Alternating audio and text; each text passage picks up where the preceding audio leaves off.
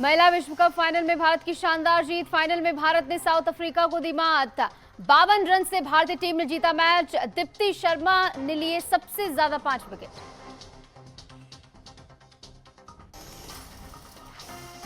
जोधपुर में दर्दनाक सड़क हादसा, खड़े ट्रक में घुसा टेम्पो ट्रैवलर, 15 लोगों की मौत। बिहार दौरे पर प्रधानमंत्री नरेंद्र मोदी आज 2 जनसभाएं करेंगे। पीएम मोदी एनडीए उम्मीदवारों के पक्ष में करेंगे जनसभाएं। दिल्ली की हवा बहुत खराब श्रेणी में। आनंद विहार में कोहरे की मोटी चादर छाई। आनंद विहार में AQI 371 तक पहुंचा।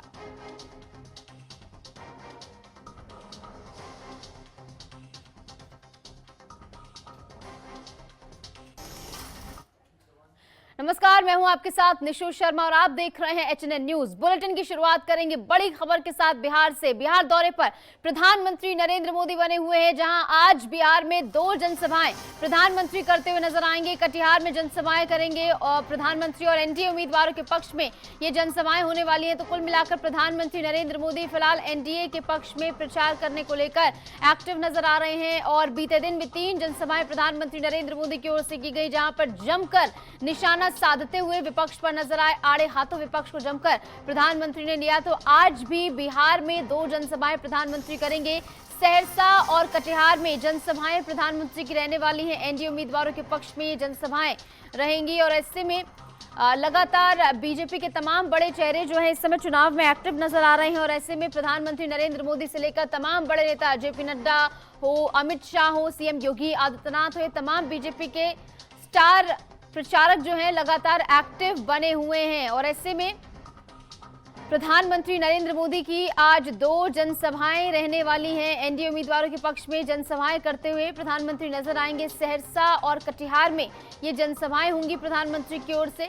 तो कुल मिलाकर आज का दिन बिहार विधानसभा चुनाव के मद्देनजर काफी महत्वपूर्ण माना जा रहा है, क्योंकि प्रधानमंत्री नरेंद्र मोदी की ओर से 2 जनसभाएं की जाएंगी। यानी चुनाव प्रचार इस समय बेहद तेज।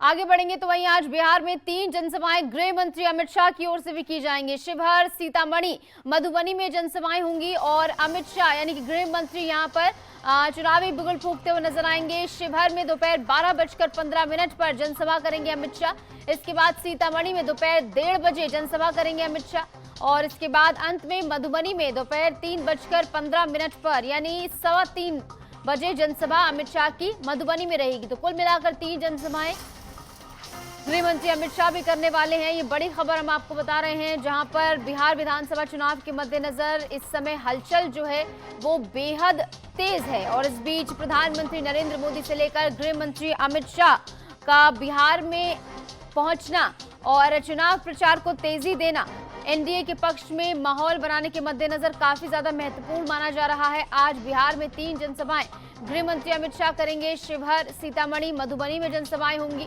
और शिवहर में दोपहर 12:15 पर जनसभा करेंगे अमित शाह। तो वहीं सीतामढ़ी में दोपहर 1:30 बजे जनसभा अमित शाह करेंगे। मधुबनी में दोपहर 3:15 पर जनसभा अमित शाह की ओर से की जाएगी। तो कुल मिलाकर 3 महत्वपूर्ण जनसभाएं आज गृह मंत्री करने वाले हैं। इस बीच उत्तर प्रदेश की राजधानी लखनऊ से एक बड़ी खबर आपको बता दें। सपा अध्यक्ष अखिलेश आज बिहार में प्रचार करेंगे। पूर्वी चंपारण, सिवान और कैमूर जिलों में ये जनसभाएं होंगी। तो ये बड़ी खबर हम आपको बता रहे हैं, जहां आज अखिलेश यादव भी प्रचार के मद्देनजर एक्टिव नजर आएंगे। और अखिलेश यादव की ओर से भी आज जो है जनसभाएं की जाएंगी। तो कुल मिलाकर आप समझिए एनडीए के पक्ष की ओर से लगातार प्रचार हो रहा है। तो वहीं महागठबंधन में भी हलचल बेहद तेज है। महागठबंधन के तमाम चेहरे जो है वो भी पहुंच रहे हैं। और ऐसे में इंडी गठबंधन के तहत जो है अखिलेश यादव साथ है कांग्रेस के। और ऐसे में सपा अध्यक्ष अखिलेश यादव बिहार में एक्टिव अब आज नजर आएंगे। बिहार में प्रचार करेंगे। पूर्वी चंपारण, सिवान, कैमूर जिलों में ये जनसभाएं होने वाली हैं। तो कुल मिलाकर इस समय बिहार विधानसभा चुनाव के मद्देनजर तमाम बड़े चेहरे जो हैं, चाहे वो इंडी गठबंधन में आते हो या फिर एनडीए में शामिल हो, सभी इस समय बिहार का रुख कर रहे हैं और चुनाव प्रचार में जुटे हुए हैं।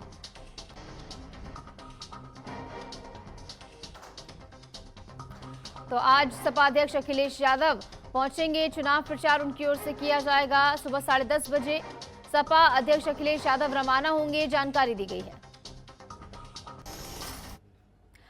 आगे बढ़ेंगे, एक और बड़ी खबर आपको बता दें और बड़ी खुशखबरी, जहां पर महिला विश्व कप फाइनल में भारत की शानदार जीत हुई। फाइनल में भारत ने साउथ अफ्रीका को मात दी है और 52 रन से भारतीय टीम ने मैच जीता है। यानी छोटा मोटा आंकड़ा नहीं, बल्कि 52 रन से ये मैच जो है भारतीय टीम ने जीता है। दीप्ति शर्मा ने सबसे ज्यादा यानी कि 5 विकेट चटकाए और शेफाली वर्मा ने 87 रनों की बेहतरीन पारी यहां पर खेली है। दीप्ति शर्मा 58 रन उन्होंने बनाए और स्मृति मंधाना ने 45 रन बनाए, जेमिमा ने 24, तो वहीं हरमनप्रीत जो कि कप्तान है 20 रन उनकी ओर से बनाए गए। Shefali Verma player of the match यहां पर बनी है। तो कुल मिलाकर जो भारत की क्रिकेट टीम थी उसने अपना लोहा मनवाने का काम किया। 2017 में महज 9 रन से ये टीम जो है हार गई थी हरमनप्रीत की कप्तानी में, तब भी टीम थी और तब महज 9 रन के अंतर से टीम हार गई थी। लेकिन इस बार जो तैयारी थी वो दोगुनी थी और 300 रन का टारगेट जो है वो नॉर्मली लेकर भारतीय टीम चल रही थी और ऐसे में भारत ने की जो महिला टीम है उसने बेहतरीन जीत यहां पर हासिल की। I really don't have words, sir, क्योंकि हम ये मोमेंट विजुअलाइज कर चुके हैं। हम लोग बात करते थे, अभी हो गया है, तो अभी इसको ऐसे सोक इन करने में बहुत टाइम लग रहा है। पर व्हाट टू से, I don't have words. I think उनके लिए ज्यादा मुश्किल है, क्योंकि उन्होंने जितने हाइज एंड लोज देखे हैं उतने तो हम में से किसी ने नहीं देखे। इतनी थोड़ा से रह जाना बहुत बुरा लगता है और उन्होंने यही कहा था कि मुझे नहीं चाहिए इस बार, मैं वो थोड़े से रहूं, सबको ऑल आउट जाना ही पड़ेगा। हम अंदर यही बात कर रहे थे, हम नहीं देख रहे थे स्कोर कितना हो गया, कितना चल रहा है। हम विकेट्स गिन रहे थे, 10 हुए, 8 बाकी है, 6 बाकी है, 4 बाकी है, तो सब बहुत पॉजिटिव थे। Of course it will be act as a game changer only. अभी वर्ल्ड कप जीतने के बाद वुमेन्स क्रिकेट कैसे इवॉल्व होगा हम सब बहुत वेट करेंगे। Thank you. मतलब जो अपना अभी तक का इतिहास है कि वुमेन मतलब लेडीज का अभी तक अभी मैच मतलब जीते नहीं थे अपने लेडीज। ये वर्ल्ड कप अपना वाला फर्स्ट वर्ल्ड कप है, तो अब अपने को प्राउड फील होना चाहिए कि एक लेडीज कर सकती है। तो अपन हाँ ये बात जरूरी थी कि जरा उनका जो कैप्टन थी, उनकी लेडी जो कैप्टन थी वो जो अब टिक पाती थी तो अपना कुछ मतलब इतना रिजल्ट आता नहीं था कि वो लास्ट में जो कैच पकड़ी वो कैच की वजह से आज मैच विन हुई।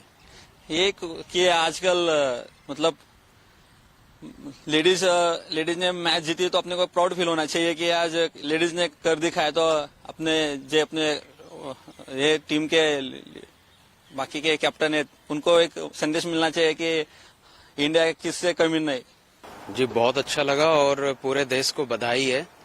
इतनी शानदार जीत जो हमारी वुमेन्स टीम ने जो हासिल की है साउथ अफ्रीका के विरुद्ध में। साउथ अफ्रीका की जो वुमेन्स टीम है उन्होंने भी अच्छा खेला, लेकिन मैच बहुत ही अच्छा हुआ। लेकिन ओवरऑल मैं यही कहूंगा कि जो इंडिया वुमेन्स टीम जो जीती है उनकी मेहनत है, लगन है। बहुत सारे प्लेयर्स हैं जो कई दशक से मेहनत कर रहे थे और कई साल भर की मेहनत होती है, कई सालों की मेहनत होती है, उसके बाद जाके कोई खिलाड़ी कोई मैच जीत पाता है। तो डेफिनेटली मैं कहूँगा बहुत बहुत बधाई हो इंडियन टीम को, वुमेन्स टीम को। और इसी तरह से महिला खेलों को भी बढ़ावा देना चाहिए, जिससे कि वो भी आगे आने वाले समय में बढ़ चढ़कर हिस्सा ले सकें और ये भी एक वुमेन एम्पावरमेंट का हिस्सा है। Yeah, this is Swami Kanta. Yeah, I'm very happy to hear that good news. It's a very encouragement the upcoming women sports persons in India and all states to encourage the women sports persons from school level and college level. This is a good opportunity to showcase their talent in cricket. और इस बीच राष्ट्रीय राजधानी दिल्ली से एक बड़ी खबर आपको बता दें, दिल्ली की हवा बहुत खराब श्रेणी में पहुंच गई है। आनंद विहार में कोहरे की मोटी चादर छाई हुई है और ऐसे में आनंद विहार में AQI 371 तक पहुंच गया है। यानी समझिए कि AQI जो है इस समय बेहद ही खराब श्रेणी में बना हुआ है और लगातार दिल्ली की आबो हवा जो है वो बहुत ही ज़्यादा खराब हो रही है। और लगातार जिस तरीके से प्रयास किए जा रहे हैं कि 1 नवंबर से तमाम जो पुराने व्हीकल्स हैं उनकी एंट्री पर बैन लगा दिया गया है, उनको दिल्ली में प्रवेश करने से रोका जा रहा है। तो कुल मिलाकर एहतियातन तमाम कदम उठाए जा रहे हैं, लेकिन कहीं ना कहीं वो जो है पर्याप्त साबित नहीं हो रहे हैं। जैसे कि आप तस्वीरों में देख भी सकते हैं, विजिबिलिटी जो है वो घट रही है और ऐसे में लगातार जिस तरीके से प्रदूषण बढ़ रहा है और कोई भी ऐसे बड़ा सुधार जो है AQI में देखने को नहीं मिला है, क्योंकि औसत AQI जो है वो भी 400 के पार है। तो इसे समझिए कि दिल्ली की हवा जो है अब सांस लेने लायक नहीं बची है। जगह जगह पानी का छिड़काव हो रहा है। कोशिश की जा रही है कि किसी तरीके से जो है प्रदूषण को इन कंट्रोल लाया जाए।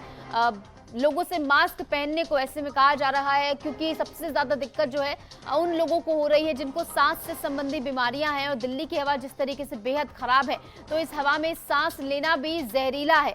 और इसी क्रम में आप समझिए कि आनंद विहार में कोहरे की मोटी चादर जो है छाई हुई है और विजिबिलिटी बहुत ज्यादा कम हो गई है। इसलिए लोगों से कहा जा रहा है कि मास्क जरूर पहने और इसी के साथ साथ घर से बाहर निकलने से बचे, ये भी कहा जा रहा है।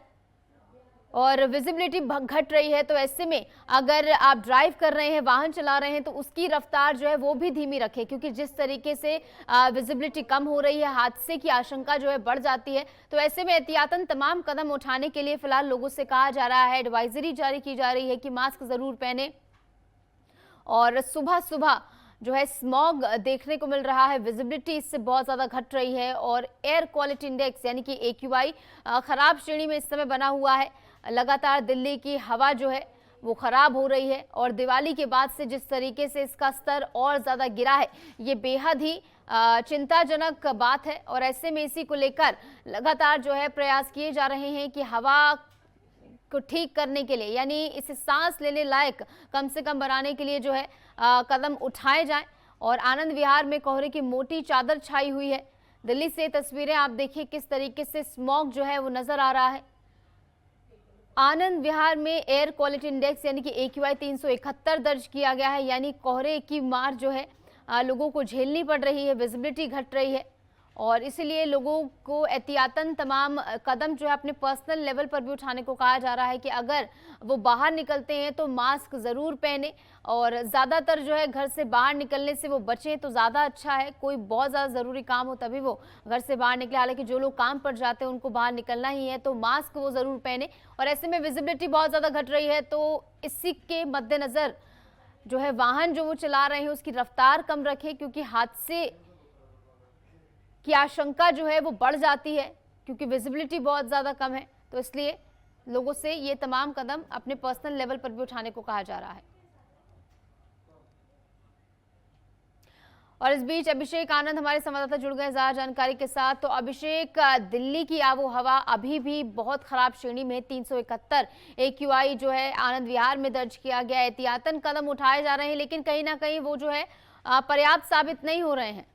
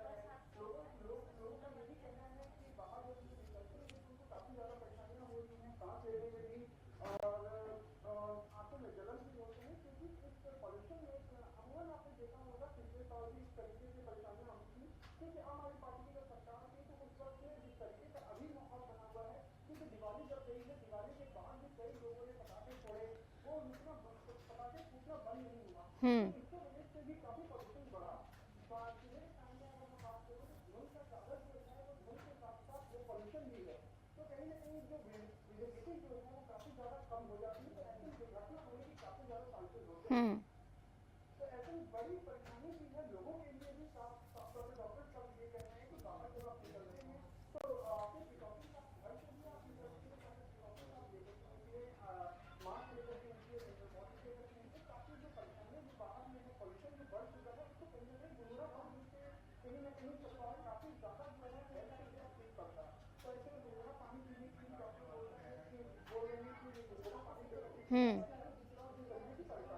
हम्म। बिल्कुल। और ऐसे में स्वास्थ्य विभाग की क्या कुछ तैयारियां हैं इसको लेकर अभिषेक, क्योंकि हम देख रहे हैं लोगों के लिए परेशानी जिस तरीके से बढ़ रही है, खासकर उन लोगों के लिए जिनको सांस से संबंधी बीमारियां हैं, तो ऐसे में स्वास्थ्य विभाग की इसको लेकर क्या कुछ तैयारियां हैं, क्या कुछ विशेष इंतजाम इसके लिए किए गए हैं?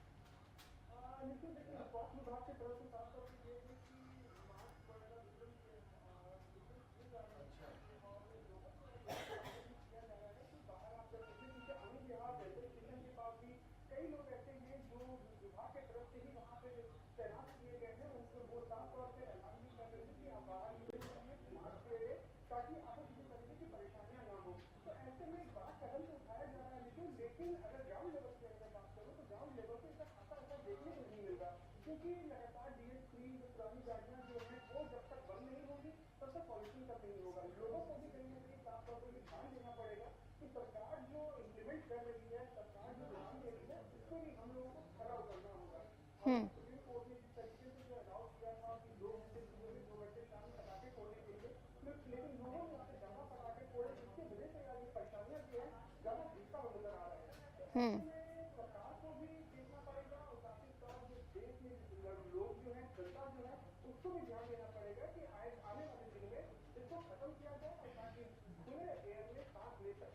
हम्म। बिल्कुल अभिषेक, ऐसे में कदम उठाए जा रहे हैं लेकिन पर्याप्त स्थापित नहीं हो रहे, लेकिन कोशिश लगातार जारी है कि स्थिति को जो है थोड़ा सामान्य किया जाए। बहुत बहुत शुक्रिया, आप जुड़े, तमाम जानकारी आपकी ओर से साझा की गई। खबरों में आगे बढ़ेंगे। एक बड़ी खबर आपको बता दें, जोधपुर के फलौदी में दर्दनाक सड़क हादसे से जुड़ी एक खबर है।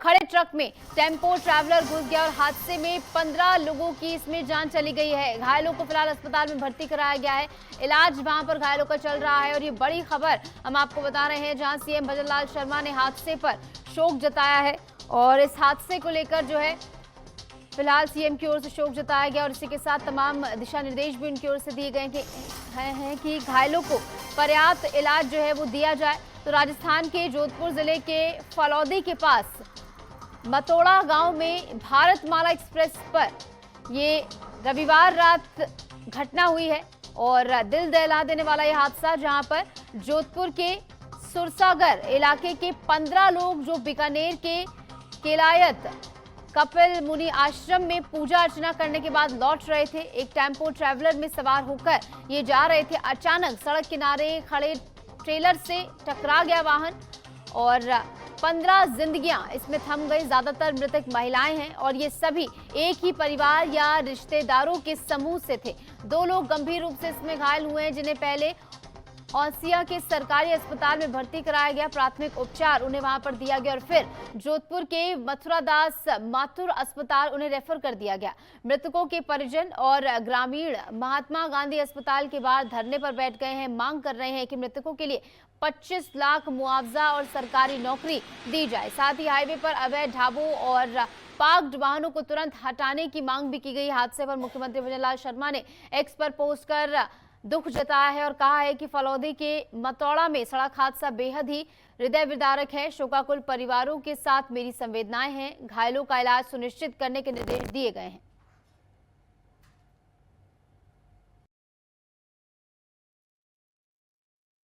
सर्वप्रथम तो इस दुर्घटना में जिनका निधन हुआ एक्सीडेंट में, मैं ईश्वर से ये प्रार्थना करता हूँ कि दिवंगत आत्मा को ईश्वर शांति दे और जो घायल हुए हैं उनको ईश्वर से यही प्रार्थना है कि जल्द से जल्द स्वस्थ हो। और अभी हमें सूचना मिली है प्रदेश से माननीय मुख्यमंत्री जी और प्रदेश अध्यक्ष जी यहाँ उच्च अधिकारियों से, कलेक्टर साहब, कमिश्नर साहब से बात की है। यहाँ सब उन्होंने चिकित्सा व्यवस्था त्वरित की और जल्द से जल्द उनकी चिकित्सा व्यवस्था में कहीं दुविधा नहीं हो, ये हम चाहते हैं कि भाई अधिकारी, उच्च अधिकारी सब आए हुए हैं, जल्द से जल्द स्वस्थ हो, यही हम कामना करते हैं। किस तरह से भारतीय जनता पार्टी बड़ी दुखद घटना है कि नयन जी के पास की हमारे महिला शक्ति जो कि एक दर्शन गई हुई थी, दौड़ते हुए वक्त भारतमाला के पास मरतोड़ा के पास उनका एक्सीडेंट हो गया, जिसमें करीब 15 महिलाओं की दुखद घटना में मृत्यु होने का समाचार प्राप्त हुए है, जो कि बड़े हृदय गहरा से दुख पहुंचाता है। मैं ईश्वर से प्रार्थना करता हूं कि जो घायल हुए उनको अभी एमडीएम अस्पताल लाया जा रहा है, या प्रशासन द्वारा, हमारे मुख्यमंत्री जी द्वारा कही गई सभी सुविधा यहाँ की गई है, और जल्द से जल्द भगवान से प्रार्थना करते हैं कि उनको वो जल्द ही स्वस्थ होए एवं और किसी के साथ जो जल्दी से जल्दी आके वो स्वस्थ होकर यहाँ से जाए। ये बड़े दुख घटना है जो कि पूर्णवर्ती ऐसी वापिस कभी किसी के साथ न हो। आज का जो ये हादसा हुआ है बड़ा दुखदायक है, और जोधपुर वासी हादसे के ऊपर हादसा ऐसा देख रहा है, और हमारे मुख्यमंत्री और प्रदेश अध्यक्ष और हमारे क्षेत्रीय सांसद और केंद्रीय मंत्री प्रशासन से बराबर संपर्क में है। उनको दिशा निर्देश दे रहे हैं कि जो भी पीड़ित है या जो भी घायल हुए उनको जल्द से जल्द अच्छी स्वास्थ्य की सेवाएं मिले ताकि जल्द हो सके, और जिसका देहांत हुआ उस परिवार वालों के साथ में हम कंधा से कंधा मिला के खड़े हैं इस दुख की घड़ी में। और मैं भगवान से प्रार्थना करता हूँ जिनका देहांत हुआ वो उनको भगवान अपने श्री चरणों में उनको स्थान दे, आत्मा को शांति प्रदान करे और उनको जल्द से जल्द उनका संबल प्रदान कराए। और मैं प्रार्थना करता हूँ ऐसे हादसे जल्द से जल्द रुके, और ये जो कालखंड आया है इसका तुरंत ये कालखंड ऐसा रुके और कालखंड परिवर्तन हो ताकि खुशहाली का माहौल वापस आए हमारे बीच में। और मैं अभी सिर्फ इस दुख की घड़ी के अंदर यही कह सकता हूँ कि हम सब जने उनके साथ में खड़े हैं। जोधपुर फलोदी के बीच में भीषण हादसा हुआ है, क्या ट्रेजेडी हुई है? ये फलौदी में भारतमाला एक्सप्रेस वे के ऊपर आज ये एक्सीडेंट हुआ है, जिसके अंदर अभी तक प्राप्त सूचना अनुसार 15 लोगों के मृत होने की पुष्टि है। 10 बॉडीज यहाँ पे महात्मा गांधी हॉस्पिटल के अंदर लाई जा चुकी हैं, 5 बॉडीज एम्स के अंदर अभी आने में ही है, और 2 घायलों को यहाँ जोधपुर रेफर किया गया था, उनको एमडीएम के अंदर एडमिट किया गया है। उनकी डॉक्टर्स कंडीशन स्टेबल बता रहे हैं। और फिलहाल के लिए हमारे इस खास बुलेटिन में इतना ही। खबरों का सिलसिला लगातार जारी, आप देखते रहिए एचएनएन न्यूज।